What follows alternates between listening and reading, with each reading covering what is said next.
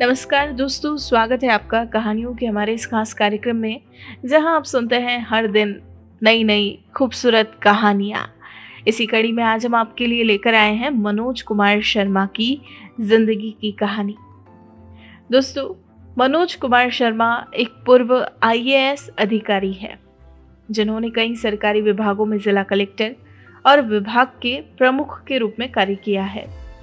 राजस्थान के मेवाड़ क्षेत्र के एक छोटे से गांव में रहने वाले मनोज कुमार शर्मा ने अपना बचपन अपने गांव में ही बिताया और फिर गांव से जब ये जयपुर शहर आए तो शुरुआत इन्हें जरा मुश्किल लग रही थी, क्योंकि जयपुर शहर में ना ही गांव की मिट्टी की सौंधी महक थी और ना ही यहाँ का वातावरण वैसा था।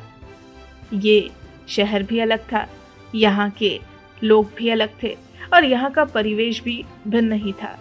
मेवाड़ी भाषा से ज्यादा यहाँ हिंदी और अंग्रेजी भाषा बोली और समझी जाती थी। ऐसे में पहली चुनौती थी हिंदी और अंग्रेजी भाषा सीखना।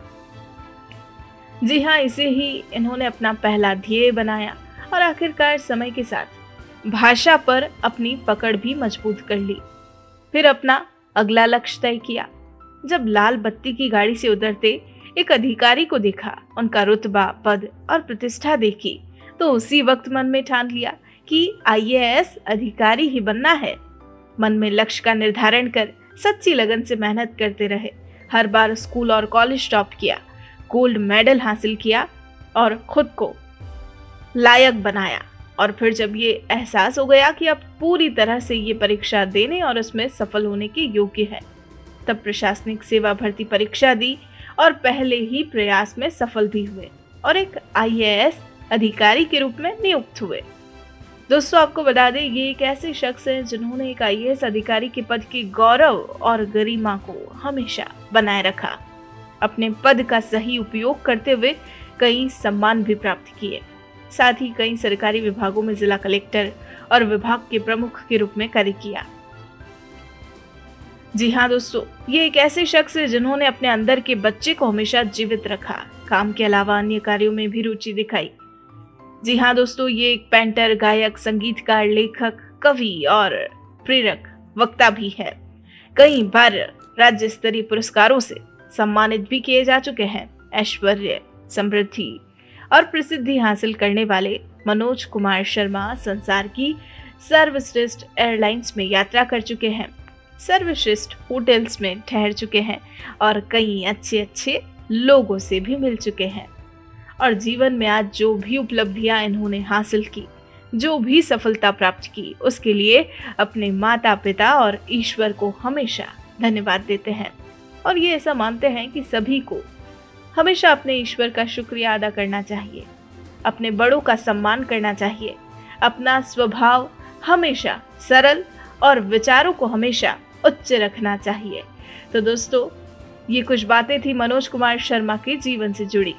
आइए अब सीधा मिलते हैं इनसे और इनकी जिंदगी की पूरी कहानी सुनते हैं, सिर्फ और सिर्फ इनकी अपनी जुबानी। वृक्ष से झड़ने को तैयार पीले पड़े पत्ते ने नई खोपल से कहा, अच्छा चलता हूँ, खूब फलना फूलना, हरा भरा रखना वृक्ष को। डबडबाई आंखों से नई खोपल ने पीले पड़े पत्ते से गुहार की, दादा न जाओ हमें छोड़कर। पत्ते ने कहा, मैं जाऊंगा तो मिट्टी के साथ बिना मिले तुम्हारा पोषण कैसे करूंगा, तुम में रहूंगा न जीवित हमेशा। और इतना कह वायु का हाथ थाम पीला पड़ा पत्ता झड़ गया। कोपल की पलक से एक आंसू उसके गाल तक ढलका और सूख गया। मैं मनोज कुमार शर्मा पूर्व आईएएस अधिकारी हूँ। कई विभागों में, सरकारी विभागों में विभागाध्यक्ष और जिला कलेक्टर के रूप में अपनी सेवाएं दे चुका हूँ। राजस्थान में बेस्ड हूँ, जयपुर में।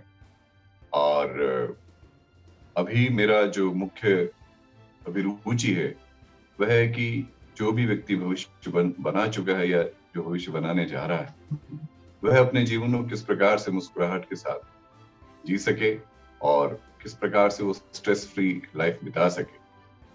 इसके लिए मैं अपने व्याख्यान भी जारी रखता हूँ और साथ में प्रयत्न करता हूँ कि किस प्रकार से प्रसन्न रखा जाए, प्रसन्न रहा जाए और जिसका जो समय है वो उसे किस प्रकार से हम डिवाइड करें जिससे कि सबका समय सबके लिए उपलब्ध हो सके। परिवार का समय परिवार के लिए, कार्य का समय जो जहाँ हम जॉब करते हैं या जो हमारा व्यवसाय है उसका समय व्यवसाय के लिए, माता पिता के लिए अपना समय, और बच्चों के लिए अपना समय और स्वयं के लिए अपना समय हम किस प्रकार से निकाल सकते हैं, मेरा मुख्य इसमें ही होता है। क्योंकि यह गड़बड़ाने पर हमारी दिनचर्या गड़बड़ा जाती है, हमारे संबंध गड़बड़ा जाते हैं, हमारी मुस्कुराहट गड़बड़ा जाती है।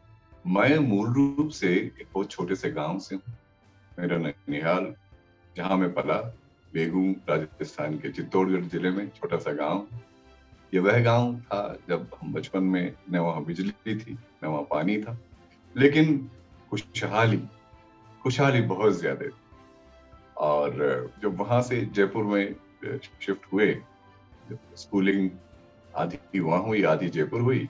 जयपुर में आने के बाद मैं यहाँ देखा कि ये तो बड़ा महानगर है, तो ऐसा लगा जैसे झुंड से एक बछड़ा बिछुड़ गया हो और उसको लग रहा हो कि अब क्या करें, ये तो बड़ी बड़ी अजनबी सी जगह है, ये तो जानी पहचानी जगह ही नहीं, मेवाड़ है ही नहीं, मेवाड़ की न खुशबू है न भाषा है, अब क्या किया जाए, और ये शहर तो हमें मार डालेगा। परंतु मैंने ये सोचा कि जिस प्रकार हम गर्म ग्लास में अगर चाय डाल देते तो ग्लास तड़क जाती है, इसी प्रकार जब गांव का या कस्बे का बच्चा जब शहर में महानगर में आता है तो या तो टूट जाता है या फिर विजेता बन करके निकलता है। तो मैंने ये किया कि उस ग्लास के अंदर जो गर्म जो चाय थी उसको थोड़ी सी डाली, उसको हिला दी। जब वो उसको हिला देते हैं तो फिर कितनी गर्म चाय हम डाल दें। तो मैंने मन में ये सोचा कि नहीं, इस शहर में मुझे अपना अस्तित्व बनाना है। और फिर जब ये देखा कि एक लाल बत्ती की कार आई, उसमें से एक सज्जन उतरे और सारे लोग उसको सलाम कर रहे हैं, तो मैंने ये पूछा कि ये कैसे बना जाता और ये होता कौन है। मैंने कहा IAS अधिकारी होते हैं। तो मन में ये सोच लिया कि अब तो बनेंगे तो यही बनेंगे, और बस उसके लिए मेहनत प्रारंभ कर दी। और नहीं प्रवश्यन्ते सुप्त सिंह से मुखे मृगा, सोए हुए शेर के मुंह में तो हिरन भी अपने आप नहीं जाता। इसीलिए मैंने ये सोचा कि ये करना है और पिल पड़ा, मेहनत करी और आ गए पहली बार के अंदर। अब हुआ क्या कि गांव में, चूंकि वहां से स्कूलिंग में वहां तो ऐसा लगता था कि मैं सबसे होशियार बच्चा हूँ, सबसे इंटेलिजेंट बच्चा हूँ, और वहां सभी प्रशंसा करते थे। लेकिन जब शहर में आए तब पता लग गया कि मुझे तो हिंदी बोलना भी नहीं आता, अंग्रेजी तो बहुत दूर की बात। जो भी मित्र लोग मुझे सुन रहे हैं, मैं उनको यह पक्के से बता देना चाहता हूँ, यदि आप चाहो तो सब कुछ कर सकते हो। मुझे तो हिंदी भी नहीं आती, सिर्फ मेवाड़ी बोलना है। यहाँ आकर के सोचा अब क्या करें। तो मैं, चूंकि भाषा का, मनुष्यों में ही ईश्वर ने भाषा की प्रवृत्ति दी है, तो भाषा के ऊपर अधिकार तो नहीं कर सकते, लेकिन भाषा को सीखना मैंने अपना ध्येय बना लिया। तो अब क्या होता है कि जब आप किसी चीज को तेजी से किस तरह से आप सीख सकते हो, तो उसके प्यार में पढ़ना पड़ता। तो मैंने हिंदी को अपनी प्रेमिका बना ली, और प्रेमिका के लिए या अपने प्रेमी के लिए कुछ भी किया जा सकता है, और वह मैं सब कुछ करने के लिए उद्यत हो गया। फिर अब अंग्रेजी नाम की एक बहुत खतरनाक चीज थी, इसका क्या किया जाए। तो अंग्रेजी मुंह टेढ़ा करके, जुबान टेढ़ी करके बोलनी पड़ती थी। तो अंग्रेजी को फिर घोड़ी बना लिया, यानी कि उसकी सवारी करना चालू कर। तो इस तरह से ये जर्नी प्रारंभ हुई। अब चूंकि भाषाओं को सीखने की ललक थी, उसके साथ ही ये पता लगा कि प्रशासनिक सेवाओं के लिए तैयारी कैसे करते हैं। तो प्रशासनिक सेवाओं में तैयारी के लिए जो, जैसा मैंने शुरू में बताया था, वो लाल बत्ती देख करके मैं इंस्पायर हुआ था।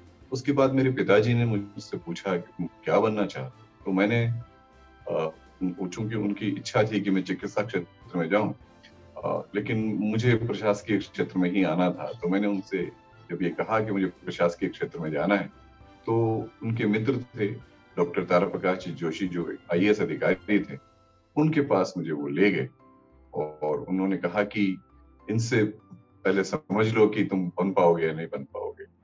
बड़ा ये दुरूह एक जो ना टर्निंग पॉइंट ऑफ लाइफ होता है। तो वो जो मुझे लेके गए, तो उन्होंने मुझसे सिर्फ एक ही बात कही कि मनोज, तुम वह सोना हो जिसपे, या हर व्यक्ति वह सोना होता है। अब वो जेवर बनना चाहता है, वो लॉकर में रहना चाहता है, वो बिस्किट बनाना चाहता है, या वो किसी दवाई औषधि के रूप में काम में आना चाहता है, उसके खुद के ऊपर निर्भर करता है। तो तुम प्रशासकीय सेवाओं के जेवर बनना चाहते हो, सोना तो तुम हो, लेकिन यह ध्यान रखो कि 6 लाख लोग इस परीक्षा में बैठते हैं और मात्र 30 से 40 लोग इसके अंदर सेलेक्ट होते हैं। अब बताओ तुम्हें क्या कहना।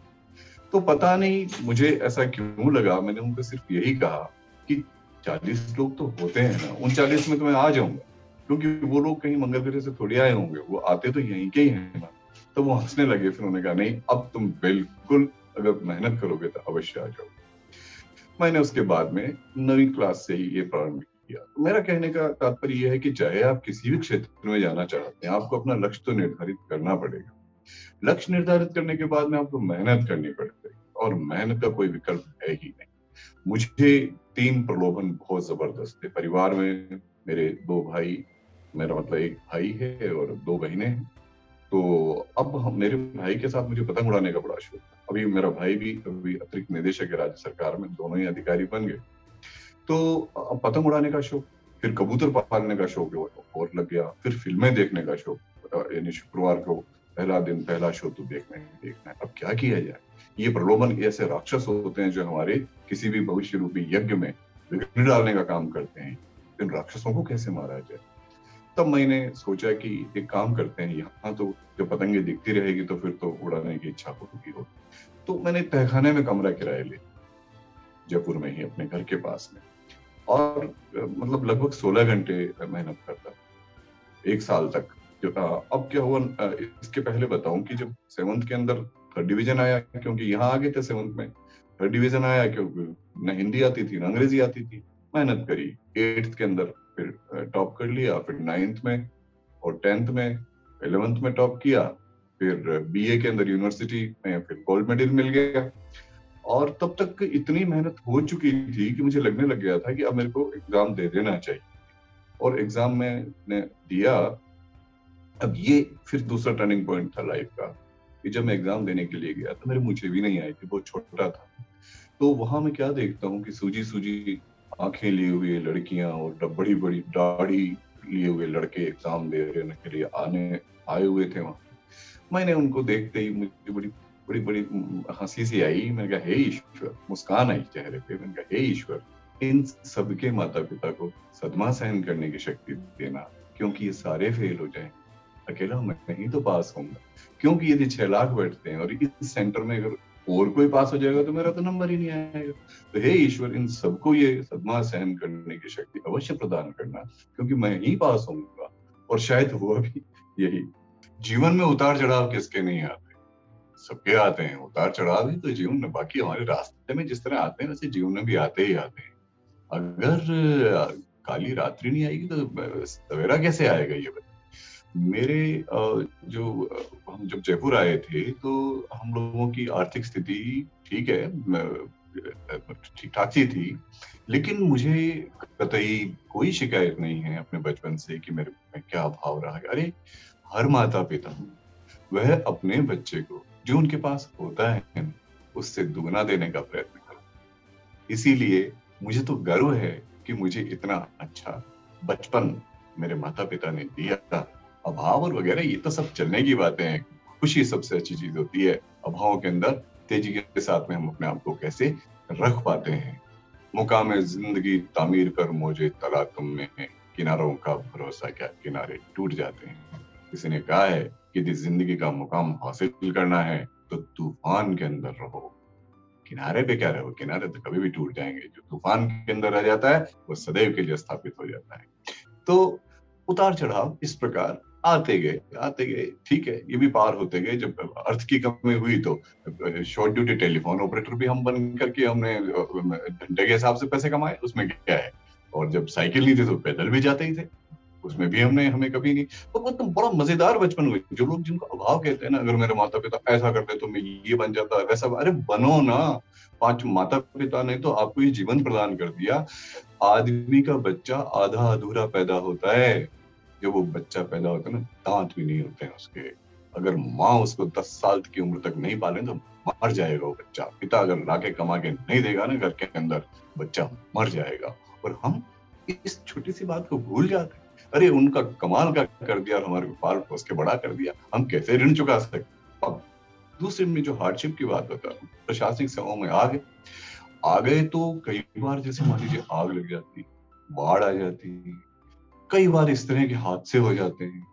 अब क्या किया जाए? तो आपको सीमित संसाधनों में, आप किसी फैक्ट्री में काम कर रहे हैं या आप किसी ऑपरेशन थिएटर में काम कर रहे हैं या फिर आप कहीं ऐसी जगह काम कर रहे हैं, व्यवसाय कर रहे हैं जहां पे आपके सामने कोई कष्ट आ गया, तो आपको प्रत्युत्पन्न मति अर्थात उस वक्त क्या आपको बुद्धि आपकी आती है, उसके आधार पे आपको फैसले लेने होते हैं। निर्णय लेने के अंदर यदि आप त्वरितता रखोगे तो आपके हार्डशिप्स आप उसको ओवरकम कर जाओगे। मैं एक उदाहरण दे रहा हूँ, मैं एक जगह कलेक्टर था, वहां पे लगभग 20,000 लोगों की भीड़ उस शहर को जलाने के लिए मतलब आतुर थी, और मेरे पास लगभग 20 सिपाही नहीं थे, लगभग 70-80 के करीब सिपाही थे, और बहुत कम मेरे पास में असला भी कम था, और भीड़ जलाने के लिए आ रही थी और पूरे मकानों को जलाने पे आमादा हो रही थी।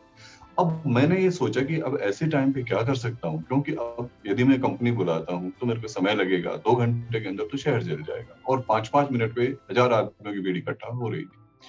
तब मैंने एक सोचा अपने प्रत्युत्पन्नमति से, मुझे पता था कि मैं गोली नहीं चला पाऊंगा, जो गोली चलाने के बहुत सारे हमारे को परिणाम भी देखने पड़ते हैं, तो गोली चलाना तो लास्ट में निर्णय होता है, लेकिन मैंने एक मैसेज जरूर करवा दिया कि आदमी का कोई भरोसा नहीं है, इस व्यक्ति का ये गोली चलवा सकता है और फिर कुछ भी हो सकता है।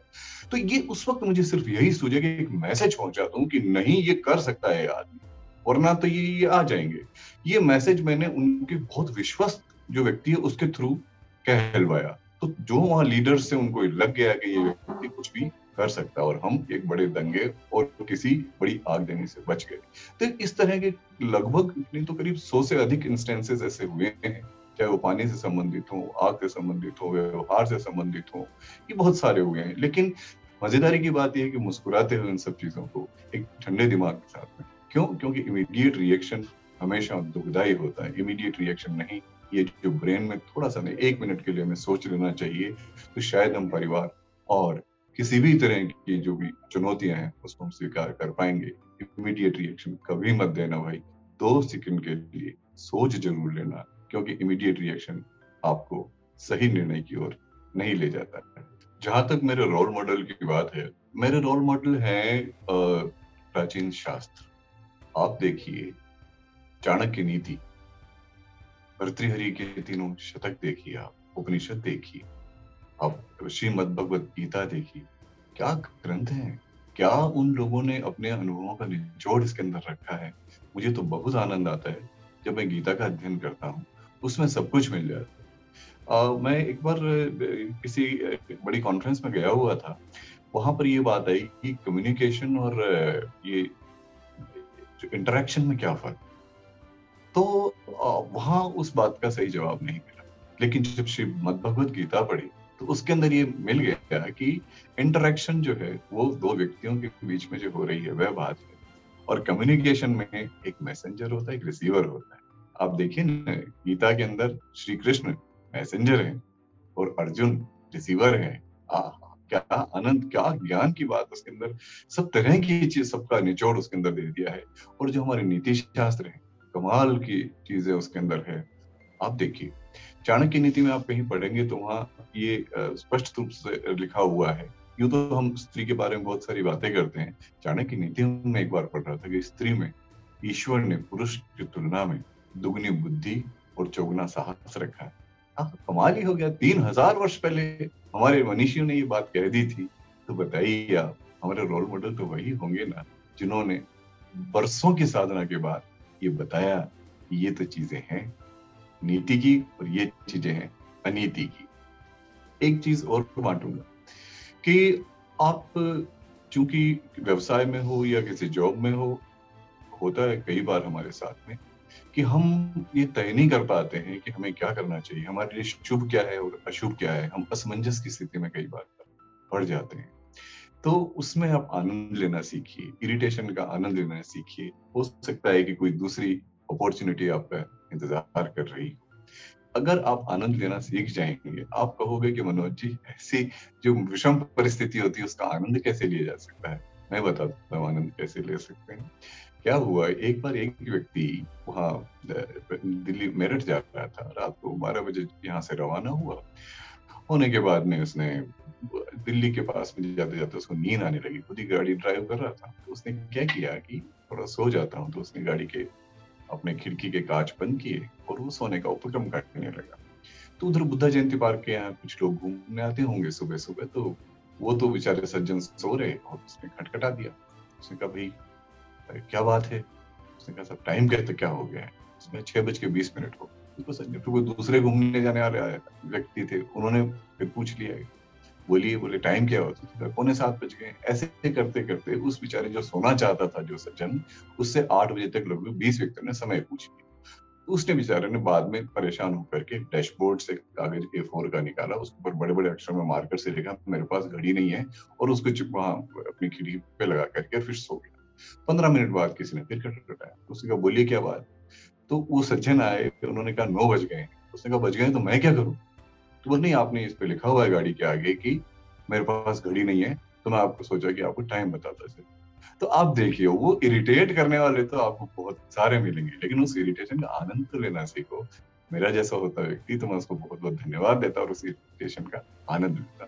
तो आपके साथ में आपको बहुत सारे लोग इरिटेट करने की कोशिश करेंगे, आपको आगे बढ़ता हुआ कोई नहीं देखना चाहता है, क्योंकि एक नियम है, तो प्रकृति का ही नियम है। आप जो घोंसले के अंदर जो पक्षियों के, डिस्कवरी पे एक दिन कोई प्रोग्राम देख रहा था, उसमें एक बाज के 4 अंडे थे। उसमें से जो सबसे ताकतवर जो बच्चा जो अंडे में से निकला, उसने बाकी 3 को नीचे फेंक दिया। एक तो प्रकृति का ही नियम। तो कंपटीशन तो होगा ही होगा। आपको किसी के प्रति क्रोध नहीं करना है। जो सर्वश्रेष्ठ होगा वही आगे निकलेगा। इसलिए सर्वश्रेष्ठ बनने का प्रयत्न करें, नंबर 1 बनने का प्रयत्न करें एवरेस्ट के ऊपर। आज तक 10 मिनट से अधिक कोई नहीं रुक पाया है दोस्तों, कोई नहीं रुक पाया है। क्यों? क्योंकि 10 मिनट बाद नीचे उतरते हैं लोग। तो हर 10 मिनट के बाद स्थान खाली हो जाता है 1 नंबर का। तो चाहे आपका संस्थान है, चाहे आपका प्रशासन है, चाहे आपका व्यवसाय है, 1 नंबर पे जाने की कोशिश तो करो, क्योंकि वहां तो जगह आपके इंतजार कर रही है। नूमरो उनो, आपको बनना ही बनना है। करियर के निर्माण में सभी योगदान होते हैं। सबसे बड़ा योगदान होता है समाजीकरण का, जिसको हम सोशलाइजेशन कहते हैं। हम लोगों की परवरिश किस माहौल में हुई, हमें क्या मिला है समाज से, हम जब से समझने लगे। आपको मैं एक विचित्र बात बताता हूँ कि सोशलाइजेशन हमारा मेरे ख्याल से पैदा होने के बाद से ही चालू हो जाता है, जब से हम सांस लेना प्रारंभ करते हैं। क्योंकि हमारे जो अवचेतन मस्तिष्क है, उसमें भी जब हमें पता ही नहीं, हमें वो चीजें याद ही नहीं है, और वो कब हमारे घर कर जाती हैं और वो जीवन भर तक रहती है। इसीलिए सबसे पहले तो हमें यह देखना है कि हमारी परवरिश किस प्रकार से हुई है। एजुकेशन में बिल्कुल सही है, एजुकेशन का बहुत फर्क पड़ता ही पड़ता है, और सबसे पहली शिक्षिका तो माँ होती है। तो वो यदि आपको अच्छे से एजुकेट कर रही है, तो आपका जीवन बहुत कुछ उस पर निर्भर करेगा। आपको हिकारत की नजर से देखा जा रहा है, आपको बेवजह प्रशंसा तो नहीं की जा रही है। हम कई बार इतना उसको, बच्चे को ऐसा गमले में उगा हुआ बना देते हैं कि वो आगे की जिंदगी के थप्पड़ों को नहीं सहन कर पाते। अरे, खेत के अंदर या जंगल के अंदर जैसे पौधा रहता है, वैसा रहना हमें पड़ेगा। गमलों में बाद में ऐसे चूजे टाइप बन जाते हैं बच्चे, जिनका कुछ भी नहीं हो सकता है। तो इसलिए एजुकेशन का बहुत बड़ा रोल। इस प्रकार माध्यम की कोई जरूरत नहीं। हम लोग तो हिंदी माध्यम और सरकारी स्कूल से पढ़े हुए लोग, ऐसा कुछ भी नहीं है। आपके अंदर फिर उत्कट आकांक्षा आपकी होनी चाहिए कि मेरे को बनना यही है। अगर पेंटर बनना है तो बहुत अच्छा पेंटर बनो, आप नंबर 1 पे जाना है ही है। अगर आपको टीचर बनना है तो अच्छा टीचर बनो, प्रोफेसर बनना है तो अच्छा प्रोफेसर बनो। मुझे ध्यान पड़ता है कैसे ये एजुकेशन और इसका फर्क पड़ता है। मैं जब अपने कॉलेज में था तो अक्सर होता है, और सभी जो लोग मुझे सुन रहे हैं उनको पता होगा कि उनके अपने विद्यार्थी जीवन में उन्होंने अपने टीचर्स की चिढ़ बनाई। किसी को कुछ, किसी मतलब उनके आधार पे बनता है। जैसे मान लीजिए किसी भौएं मोटी हैं तो हम कहते हैं मोटे भौरे आगे, या कोई थोड़ा चाल में लचक आ रही है तो उस तरह की उनकी चिढ़ बन जाती है। ये किसी पशु का नाम रख देते हैं। मैंने हमारे एक प्रोफेसर थे, उनकी मैं कोई चिढ़ ही नहीं बना सका, या हमारे क्लास में कोई नहीं बना सका। क्यों? क्योंकि वो ऐसे वेल ड्रेस्ड रहते, उनके जूते ऐसे चमकते रहते थे, उनके कपड़े एकदम धुले एकदम मस्त ऐसे रहते थे, क्लीन शेव्ड वो रहते थे, उससे बोलते थे फूल झड़ते थे, हम कैसे चिढ़ बनाएंगे उनकी? तो इसीलिए अपने आप को इस तरह बनाइए कि आपकी कोई चिढ़ नहीं बनाए, बल्कि ये सोचे कि अरे वो अभी तक निर्मला जी आई नहीं, कार्यालय में नहीं आई, आनंद नहीं आ रहा है, फूल नहीं झड़ रहे हैं कार्यालय के अंदर, कार्यालय का माहौल नहीं बन रहा है। इसलिए नहीं कि अरे वो खोचड़ आया नहीं क्या अभी, अरे वो बैठा है क्या, ये यूं आना चाहिए, अरे सर आ गए क्या, अरे वो फलाने जी आए कि नहीं आए। अगर चपड़ासी भी है तो अरे गौतम जी आए या नहीं आए अभी तक, अरे गौतम जी आते हैं तो माहौल कितना अच्छा हो जाता है।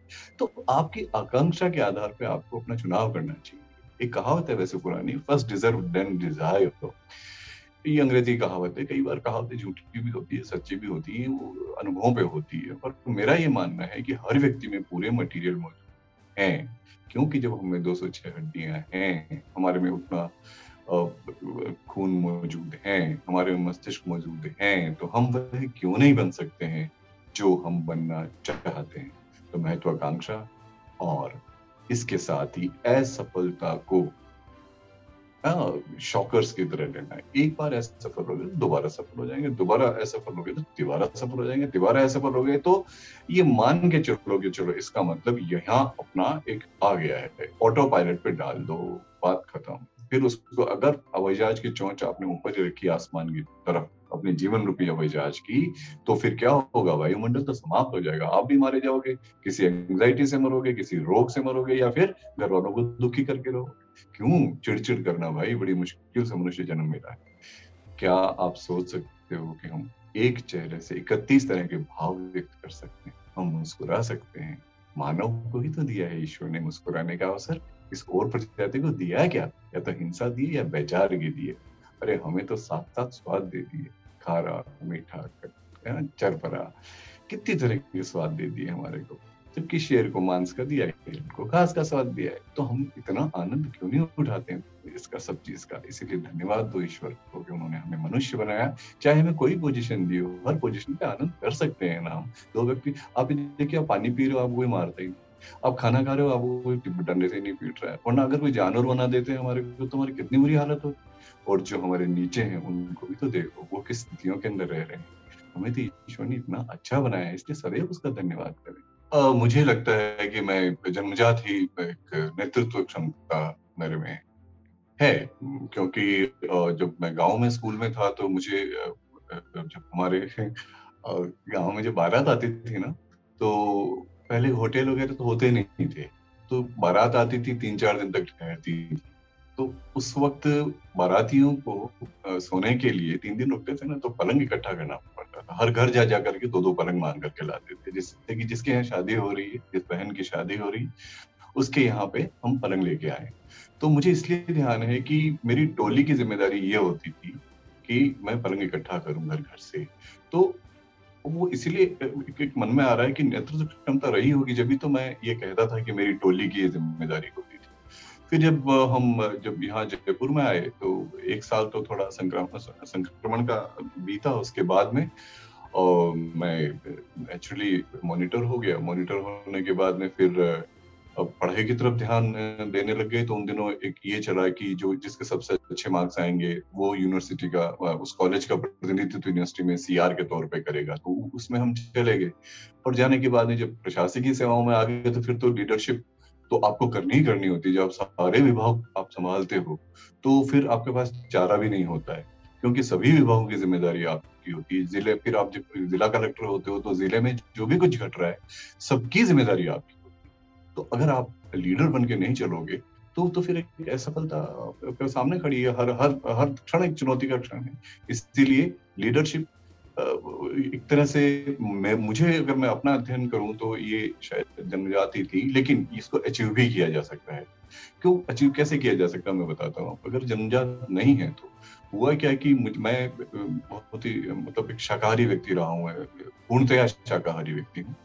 और परंतु नौकरी के चलते मुझे बना दिया गया कई सालों, 20 वर्ष पहले की बात, शायद 15 वर्ष पहले की बात, तो मुझे मत्स्य विभाग का निदेशक यानी कि फिशरीज डायरेक्टर बना दिया। अब डायरेक्टर फिशरीज बिल्कुल शाकाहारी व्यक्ति को, तो उस वक्त जब मैंने संभाला तो 22,000 मेट्रिक टन हरे मछली का उत्पादन था राजस्थान के, और राजस्थान जैसी जगह पे मछली बताई। तो और जब मैंने छोड़ा विभाग तो 50,000 मेट्रिक टन से ज्यादा उसका उत्पादन हो चुका था, क्योंकि मैंने उसके अंदर एक अध्ययन किया, अपनी लीडरशिप को मैं कहा इसमें भी विकसित करते हैं। तो लीडरशिप को विकसित भी किया जा सकता है। मछुआरों के हमने ग्रुप्स बनवाए, हमने लेडी मछुआरे जो बांसवाड़ा की तरफ है उनके ग्रुप्स तैयार कराए, सेल्फ हेल्प ग्रुप्स तैयार करवाए। फिर मैं मछली किस तरह से उत्पादन की ट्रेनिंग लेने के लिए बैरकपुर कोलकाता गया। तो ये अर्थात ये डेवलप भी की जा सकती है। जन्मजात अगर है किसी में तो उसको वो विस्तार दे, और अगर जन्मजात किसी में नहीं है तो उसको वो विकसित करे। यदि आप अपने क्षेत्र में आगे बढ़ना चाहते हैं, चाहे किसी भी क्षेत्र में आप हों, तो आप में सबसे पहले तो ललक होनी चाहिए कि मुझे ये करना है।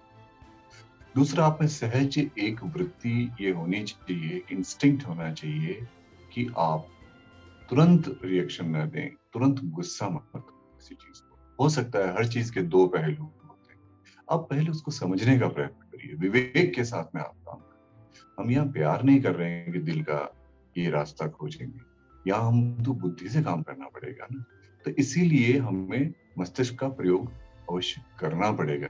किसी भी आप वॉक ऑफ लाइफ में आप हाइट्स को अचीव करना चाहते हो, मैं एक उदाहरण के द्वारा आपको मैं समझाना चाहता हूँ कि मैं लगभग 60 से अधिक हेड्स ऑफ द नेशंस के साथ काम कर चुका हूँ, चाहे वो अमेरिका के राष्ट्रपति हों, चाहे भारत के प्रधानमंत्री हों, चाहे कई राज्यों के मुख्यमंत्री हों, कई राष्ट्रों के प्रधानमंत्री और राष्ट्रपति के साथ मैं जब प्रोटोकॉल में था तो मुझे काम करने का ये मेरे कर्तव्य के चलते ही था। मैं इन लोगों को देखता हूँ। अब जैसे अभी भारत के प्रधानमंत्री जी, अगर कभी आप लोगों को मिलने का सौभाग्य मिले तो अवश्य मिलिए। एक ऑरा होता है व्यक्ति का, ये जब उतरते हैं ना जहाज से, ऐसा लगता है जैसे कोई क्या मतलब अब दिव्य व्यक्ति उतर रहे हैं, कोई टाइगर जैसे दुर्गा के जो टाइगर है वो उतर रहे हैं। तो जब आप हाथ मिलाते हो, अभी जो भारत के प्रधानमंत्री जी, 2 महीने तक तो मुझ में इतनी ऊर्जा रहती है। तो उन लोगों के संपर्क में आइए जो आपको प्रेरणा दे सकते हैं।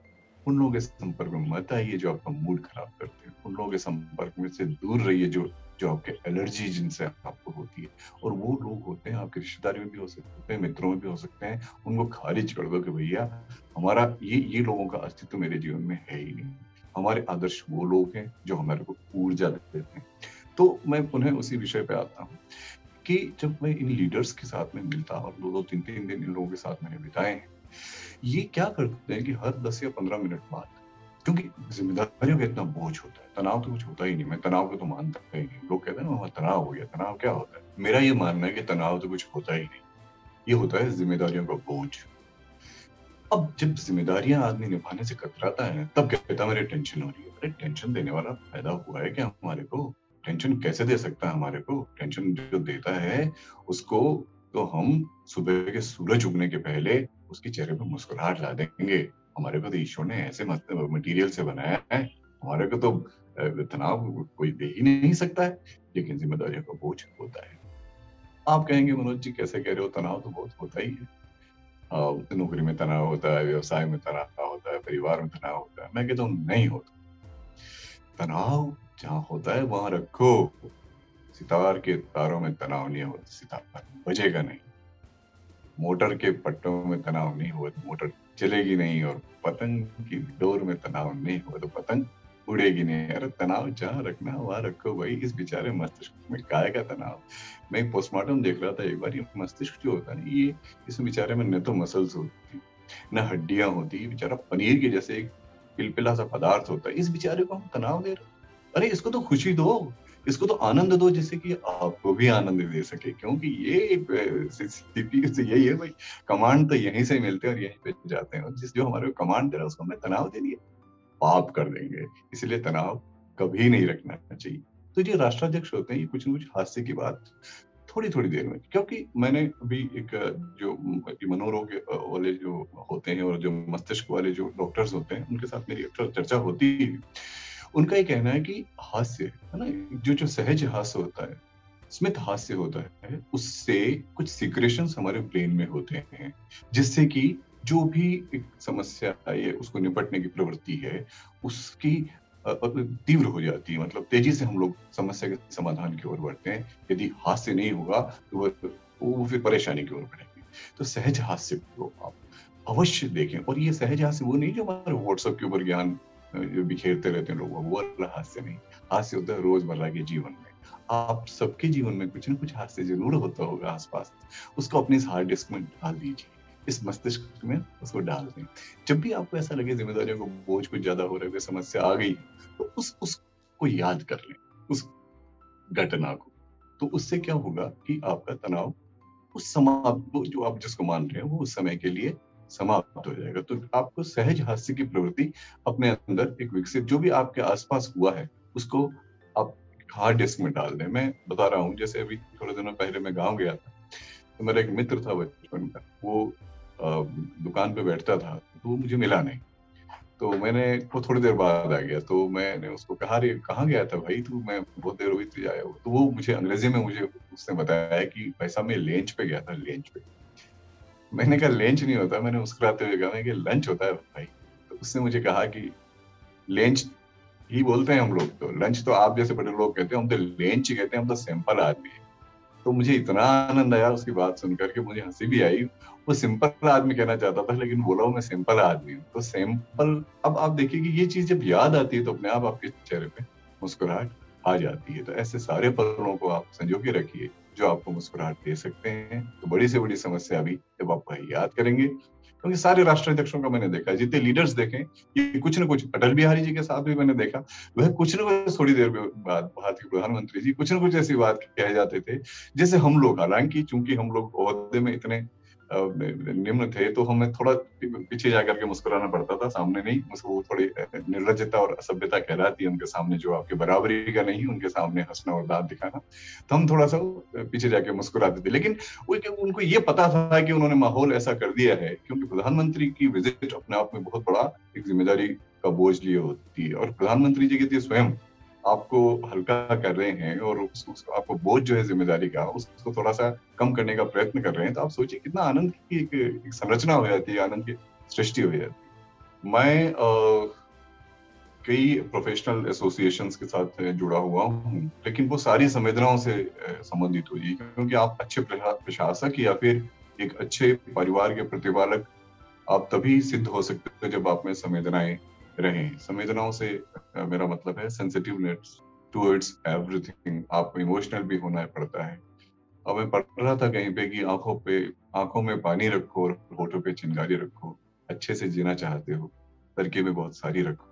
तो आपको ये रखना पड़ेगा। जहां तक प्रोफेशनल ऑर्गेनाइजेशंस की बात है, मैंने 2004 में कायदे से लिखना चालू किया था साहित्य के क्षेत्र में। तो मुझे चुन लिया गया विश्व हिंदी सम्मेलन न्यूयॉर्क में साहित्यकार के रूप में। वहाँ काव्य पाठ भी मैंने संयुक्त राष्ट्र संघ में न्यूयॉर्क में किया था, और मैं विश्व हिंदी सम्मेलन की जो आयोजन समिति उसका सदस्य। फिर मैं जयपुर लिटरेचर फेस्टिवल में, फिर मैं सदस्य यहाँ पे पोएट्री सोसाइटी ऑफ इंडिया का मैं आजीवन सदस्य हूँ। फिर film association Mumbai, film writers association Mumbai का भी मैं मेंबर हूँ। रोटरी क्लब और बाकी क्लब्स के साथ तो मैं जुड़ा हुआ हूँ। और तो वह सारे ज्यादातर जो ऑर्गेनाइजेशंस जो एक मानवता के प्रति जुड़े हुए होते हैं, ये फर्जी मानवता नहीं, ये मानवाधिकार वाले जो है ना, ये अमरबेल वाले जैसे आयोजनों से मैं बहुत दूर रहता हूँ। इन बेईमानों से बिल्कुल दूर रहना चाहिए, जो कि एक बरसाती मेंढकों की तरह आते हैं। जो वाकई अगर मदद करता है ना, वो कभी सामने नहीं आता है। इसलिए मैं आप सबको वो भी सावधान करना चाहता हूँ कि जो यदि अपना प्रचार प्रसार करता है और ये कहता है कि मैंने ये कर दिया वो कर दिया, इसका मतलब सबसे झूठा व्यक्ति है, और वो चला करके कोई मदद मांगने के हिसाब से वो कर रहा है। इसीलिए उन सबके साथ में जुड़िए जो यदि मदद कर रहे हैं और अपना नाम भी नहीं आने देना चाहते हैं। असली मदद तो वह लोग करते हैं। इसलिए ऐसे ही प्रोफेशनल संगठनों से जुड़िएगा जो कि पर्दे के पीछे रह के अपना काम कर रहे हो। अरे दान दे दिया और अगर आपने अपना नाम ले लिया, आपका हाथ नजर आ गया, तो फिर किस बात का दान हुआ? वो तो फिर एहसान हो गया ना। हम एहसान क्यों करें? एहसान तो सिर्फ करने वाले प्रभु हैं, और प्रभु के प्रति हमें एहसान होना चाहिए। किसी व्यक्ति के प्रति हमें एहसानमंद होने की कोई आवश्यकता नहीं है। आपको ईश्वर ने विशिष्ट बनाया है, आपको ईश्वर ने बहुत अच्छा बनाया है, आपको ईश्वर ने सर्वश्रेष्ठ बनाया है, इसलिए सर्वश्रेष्ठ किसी के सामने थोड़ी हाथ फैलाएगा। वो तो प्रयत्न करेगा कि मुझे ईश्वर ये निमित्त बनाओ कि मैं किसी के काम आ सकूं। बचपन की जो बहुत सारी यादें होती हैं और जिनमें से मुझे जो याद पड़ती है, हम लोग चूंकि हम राजभट परिवार से थे, तो हमें मेरे ननिहाल में मैं रहता था। मैं स्कूल के अंदर, हम सरकारी स्कूल में पढ़ा करते थे, तो जिमने जाने का हमारे बड़ा प्रचलन था। तो मेवाड़ में अभी भी है, और अपनी खुद की क्लास अपनी रखनी पड़ती थी। और लेकिन स्कूल के अंदर पहले पिटाई का बड़ा अच्छा रिवाज था। अब तो पेरेंट्स भी खिलाफ हो जाते हैं, वो टीचर्स भी हिम्मत नहीं कर पाते हैं।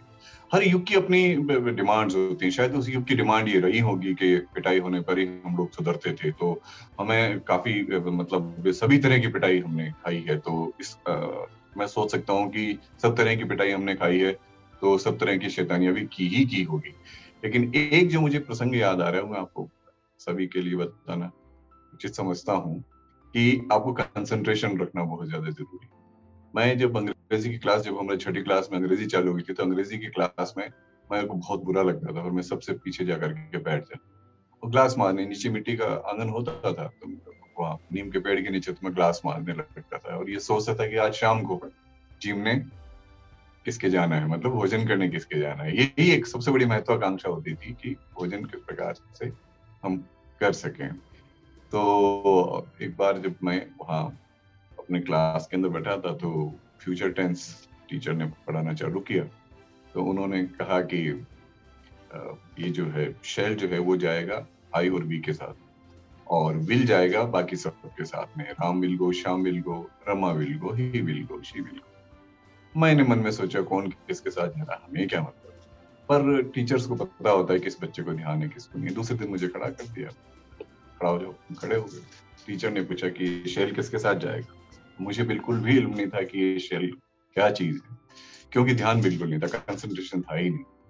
तो मैंने फिर भी संपूर्ण बुद्धि का उपयोग करके और उनको मैंने पूछा वापस कि साहब कौन किसके साथ जाएगा। मैंने कहा शेल किसके साथ जाएगा।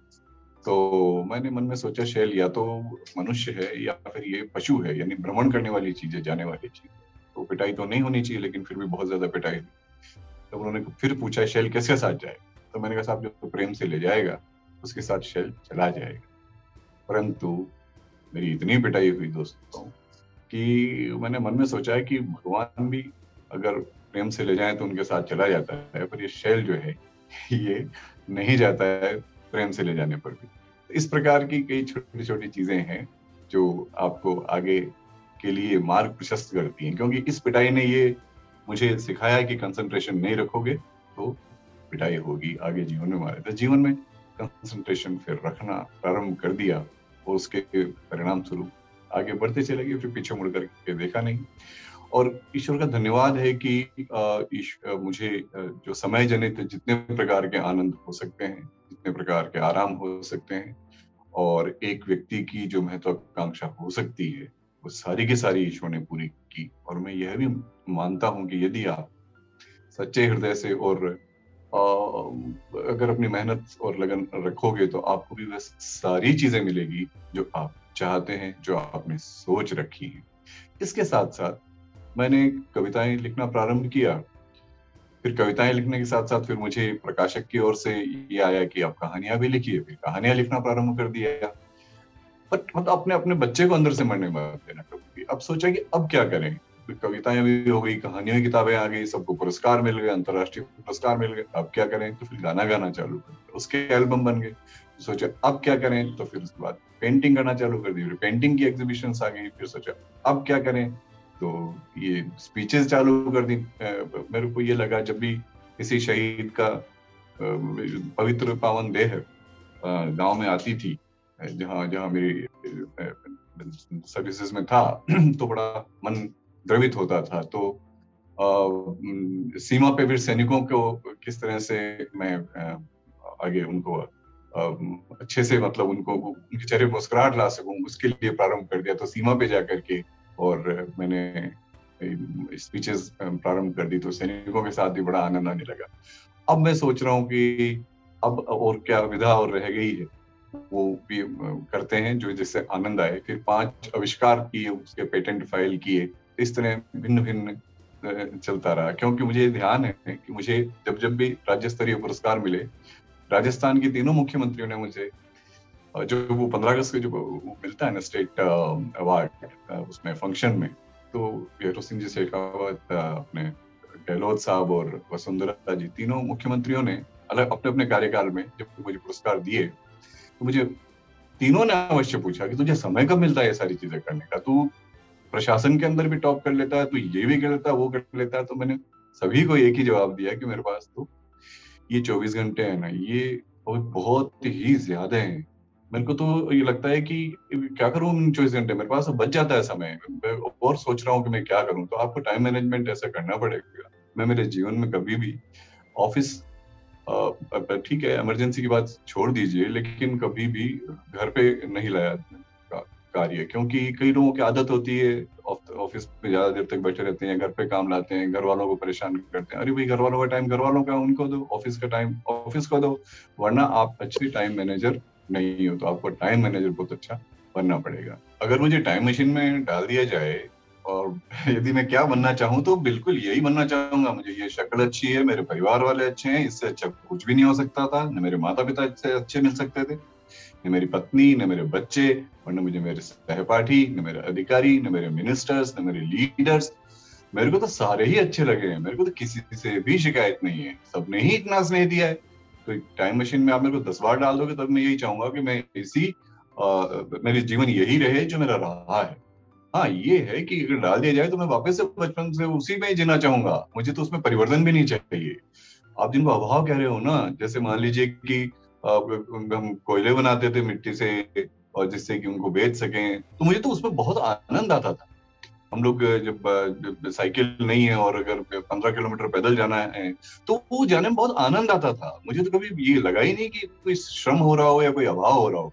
तो मुझे तो वो अभाव जिसको तथाकथित बोलते हैं, वह जीवन में इतना प्रिय, और उसके बाद ऐश्वर्य, समृद्धि और प्रसिद्धि का चरम देख लिया है। मैं संसार के सर्वश्रेष्ठ होटल्स में रुक चुका, संसार की सर्वश्रेष्ठ एयरलाइंस में यात्रा कर चुका, संसार के सर्वश्रेष्ठ लोगों से मिल चुका।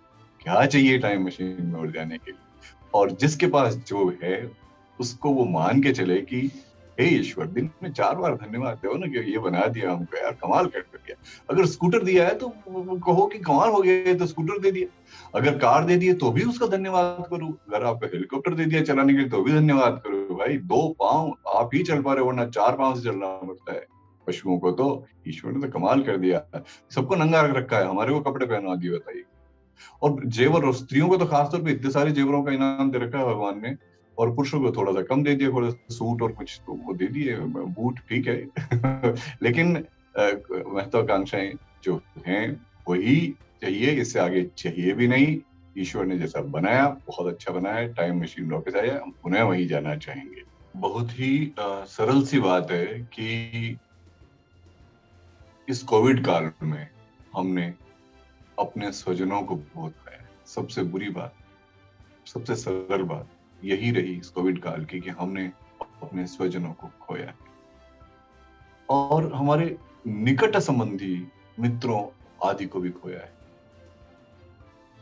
पर पॉजिटिव बात साथ में यह है कि अगर हम ये सोचें कि जाना तो एक दिन सभी को है, तो फिर इसके पॉजिटिव एस्पेक्ट्स बहुत सारे हैं। डिजिटलाइजेशन, जैसा आप बता रहे थे, ऑनलाइन के बारे में हम कहाँ कल्पना करते थे? हम तो ये सोचा करते थे कि 2030 के पहले ये बैंकिंग से लेकर के ये सारी चीजें आएंगी जरूर, लेकिन इतनी जल्दी आ जाएंगी ये नहीं पता था। ऑनलाइन क्लासेस इतनी जल्दी आ जाएंगी ये नहीं पता था। तो हर चीज के जो दो पक्ष होते हैं, हालांकि जो महामारी और जो विभत्सता है, इसका तो दूसरा पहलू कोई हो ही नहीं सकता है, इसके तो बुरे ही पहलू होंगे। जैसे मान लीजिए हम यह बात करें, एक छपनिया काल पड़ा था, जैसा कि मेरे माता पिता मुझे बताते थे। तो हमारे घर में एक ही रात में 8 स्त्रियां विधवा हो गई थी, प्लेग आया था उसमें। तो हम ऐसी महामारी के बारे में तो कभी कह ही नहीं सकते कि इसके पॉजिटिव भी कोई प्रभाव हो सकते हैं। ये समय की डिमांड थी।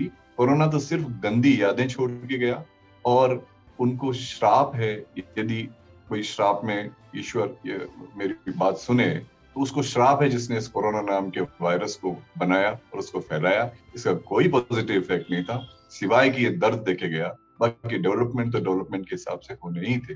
अगर ईवी की जैसे हम सोच रहे थे, मैं इसको इस पक्ष में देखता हूँ कि हम इलेक्ट्रिक व्हीकल्स के लिए जो कारें थी, इसके लिए मैं मान के चलता था कि तेजी से भी हमने प्रोग्रेस की। तो हम 2025 से पहले हिंदुस्तान के कॉमन मैन के पास में ये नहीं आएगी, क्योंकि लिथियम पहले उतनी ज्यादा प्रोग्रेस नहीं कर रही थी बैटरी।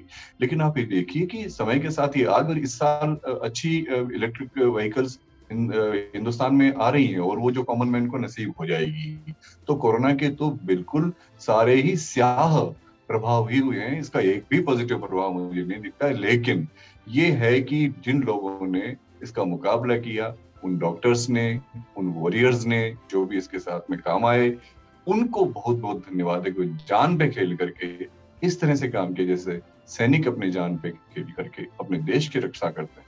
उसी प्रकार कोविड के जो वॉरियर्स थे, वो चाहे वो टीचर्स रहे हों, चाहे वो हेल्पर्स रहे हों, चाहे वो नर्सेज रहे हों, चाहे पैरामेडिकल रहे हो, मेडिकल रहे हो, उन सबका धन्यवाद है।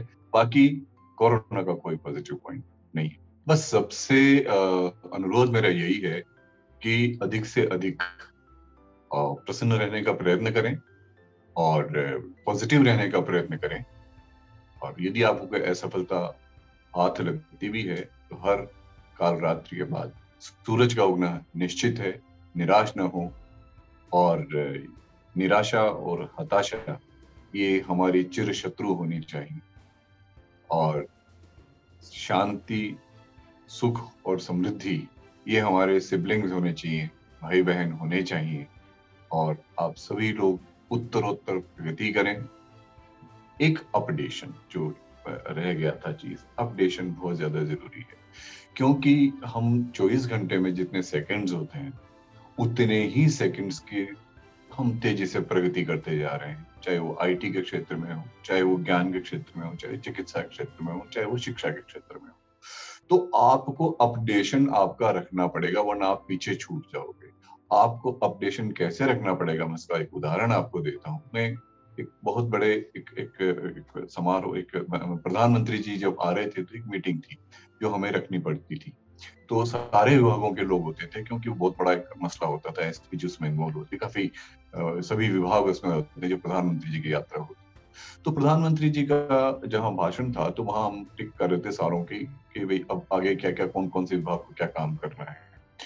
तो अब चूंकि वहाँ कैबिनेट मिनिस्टर्स भी आने थे लगभग 30 के करीब, तो और प्रधानमंत्री जी के लिए अलग व्यवस्था होनी थी भाषण वाली जगह पे।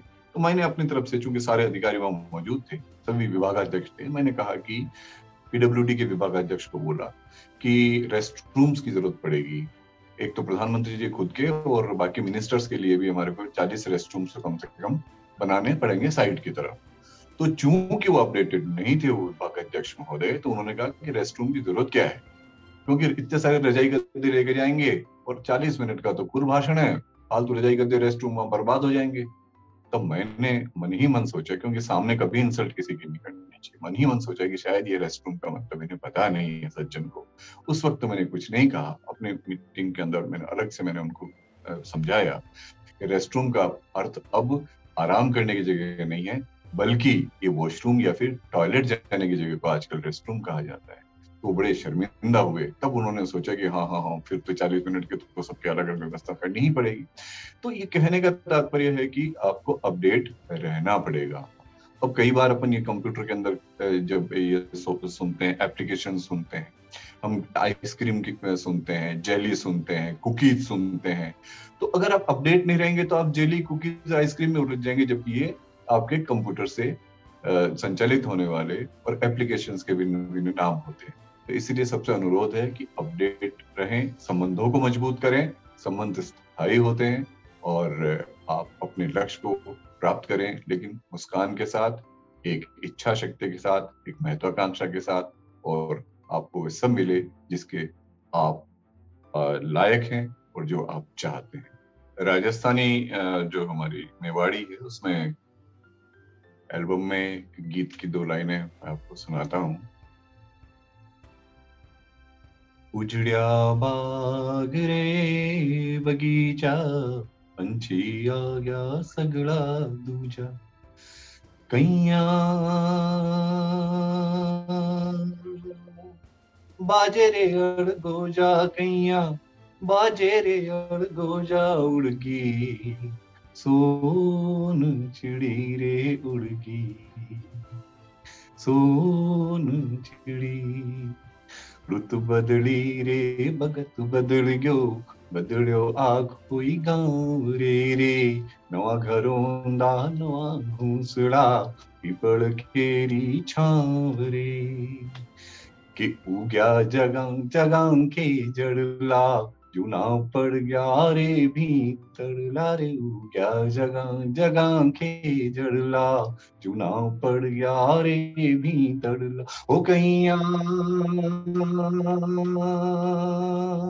गावा रे गीतरला, कैया गावा रे गीतरला, उड़गी सोन चिड़ी रे उड़गी, सोन चिड़ी. कविता पे बात चल रही है तो हालांकि अब चूंकि कविता की बात आई है तो अधिकतर जो दर्शक हैं वो तुरंत अपना स्विच ऑफ करने की तरफ बढ़ रहे ही होंगे, क्योंकि यदि मैं भी दर्शकों के बीच होता और कविता की बात चल रही होती तो शायद मैं करता, शायद नहीं भी करता, क्योंकि कुछ को कविताएं पसंद आती, किसी को नहीं आती.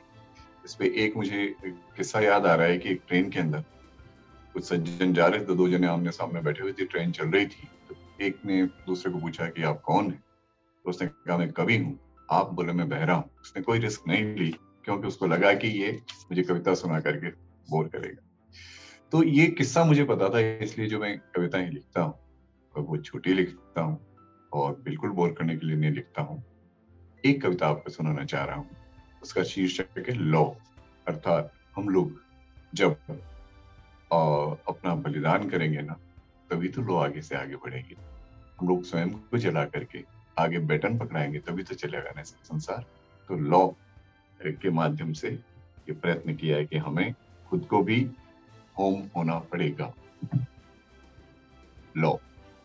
वृक्ष से झड़ने को तैयार, पीले पड़े पत्ते ने नई कोपल से कहा, अच्छा चलता हूँ.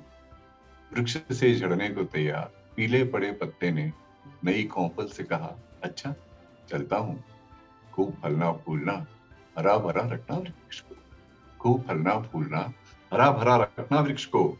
डबडबाई आंखों से कोपल ने पीले पड़े पत्ते से गुहार की, दादा न जाओ हमें छोड़. डबडबाई आंखों से नई कोपल ने पीले पड़े पत्ते से गुहार की, दादा न जाओ हमें छोड़कर. न जाऊंगा, पत्ते ने कहा. न जाऊंगा तो मिट्टी के साथ बिना मिले तुम्हारा पोषण कैसे करूंगा. न जाऊंगा तो मिट्टी के साथ बिना मिले तुम्हारा पोषण कैसे करूंगा. तुम में रहूंगा न जीवित हमेशा, तुम में रहूंगा न जीवित हमेशा.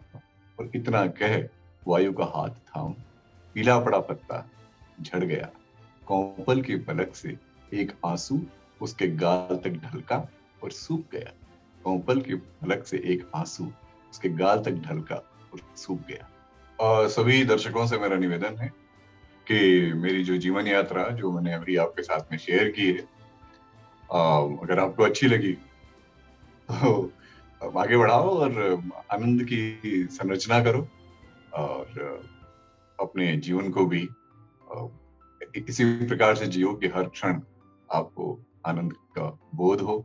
आपके परिवार को ऐसा लगे कि ये अगर सदस्य हमारे परिवार में नहीं होते तो हमारे परिवार पे क्या होता, आनंद बिल्कुल नहीं आता. आपके कार्यालय में भी लगे कि अगर ये कर्मचारी या ये बॉस या फिर ये व्यक्ति हमारे कार्यालय में नहीं होते तो हमारे कार्यालय का क्या होता, आनंद ही नहीं आता. हमारी कंपनी इतनी अच्छी चलती ही नहीं, हमारा जीवन ही इनके बिना अधूरा रहता.